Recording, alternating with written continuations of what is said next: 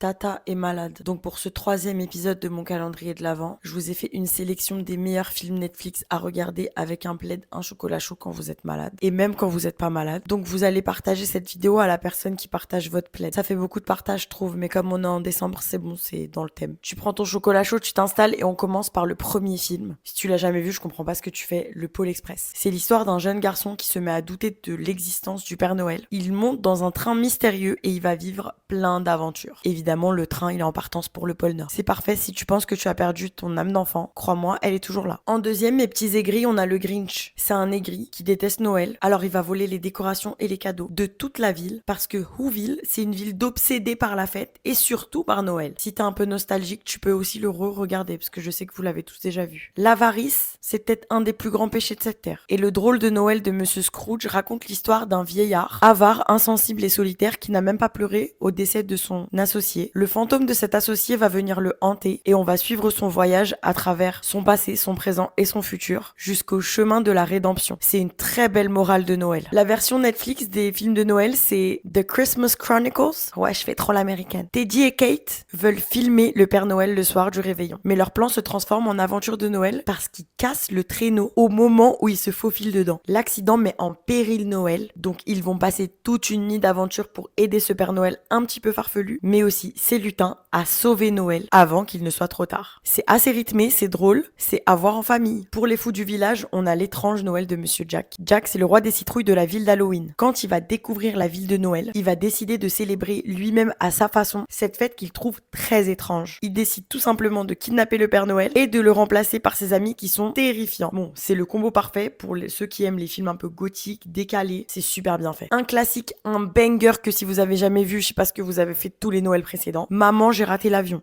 Le 1 et le 2. Pour les rares énergumènes qui ne connaissent pas, c'est l'histoire d'une famille américaine très nombreuse qui va partir en vacances à Paris pour la première fois pour les fêtes. Sauf qu'ils vont oublier le petit Kevin, le dernier de la fratrie un petit peu turbulent. Il s'est fait punir la veille. Il est dans le grenier et ils vont partir sans lui. Évidemment, il y a des vols ratés, des trains annulés et si vous avez pas mal aux zygomatiques à la fin du film, j'ai rien compris, parce que c'est hyper drôle. Maintenant qu'on a passé en revue les classiques, on bascule dans une catégorie que j'affectionne tout particulièrement, parce que pour moi, les comédies, c'est vraiment les bangers du cinéma français. Le classique des classiques, l'incontournable, Le Père Noël est une ordure. Si vous l'avez pas vu, vous ne pouvez pas rater ce chef-d'œuvre du patrimoine français, d'accord? Il est cultissime, il est absurde, mais c'est une référence. Toujours dans la même catégorie, mais en plus moderne, on a Les Tuches 4. Ok, c'est beauf as fuck, mais qu'est-ce que c'est marrant. Les Tuches, c'est trop marrant. Ok, je suis une beauf, ok, mais c'est trop drôle. Aucune transition.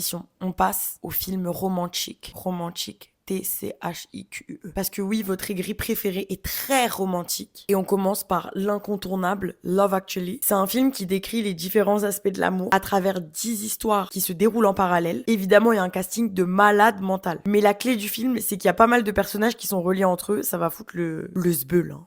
Soit honnête, c'est le mot qui convient. Mais il est hyper émouvant, hyper romantique. Et si vous l'avez jamais vu, mais je crois que vous allez prendre une amende si vous le voyez pas avant 31 décembre. Ça se regarde avec sa maman ou avec ses copines. Dans le même délire, on a The Holiday. Non mais The Holiday, c'est... Si t'es pas romantique, en fait, tu le deviens. C'est l'histoire d'une américaine et d'une anglaise qui échangent leur maison parce qu'elles ont vraiment besoin de s'échapper de leurs environnements respectifs. L'anglaise, elle débarque dans une baraque de malade mentale à LA. Et l'américaine qui a un peu... genre, je me la pète. Ah, je me la pète. Elle se retrouve dans une petite maison de campagne perdue en Angleterre. Bref, les deux, elles ont le même objectif. Elles veulent passer du temps au calme. Mais évidemment, ça se passe pas comme prévu. Elles se retrouvent dans des aventures amoureuses qui sont hyper touchantes et hyper romantiques. C'est cocooning, c'est anglais. J'aime trop. Si vous avez le début de vingtaine, vous allez adorer le prochain. The Holiday.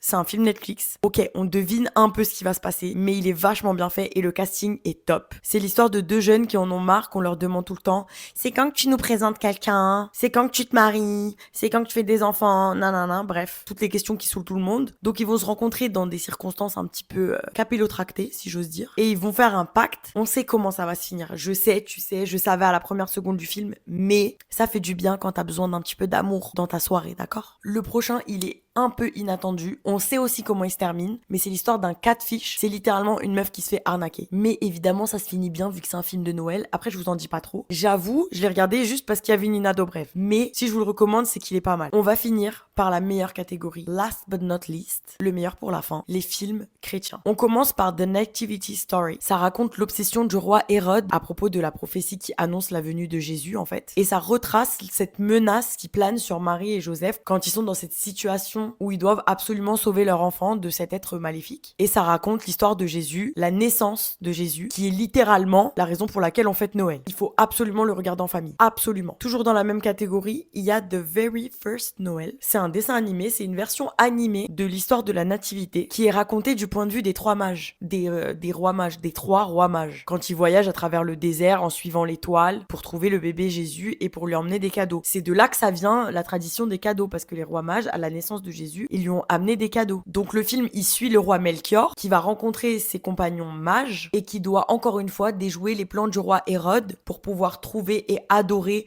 cet enfant miraculeux, le sauveur qui nous a été envoyé. C'est un dessin animé parfait pour les enfants, c'est super bien fait. Et ensuite, le dernier des derniers, c'est pas spécifiquement lié à Noël, mais Jesus of Nazareth. Si vous l'avez jamais vu, je pense que c'est une des séries les mieux faites pour expliquer la vie de Jésus, c'est magnifique. Et ça retrace tout, c'est un banger, c'est trop bien fait, il faut absolument le regarder. Tu m'écris en commentaire ton film préféré et tu tags aussi la personne qui partage tes soirées Netflix. Et bien sûr, tu t'abonnes pour ne pas rater l'épisode numéro 4.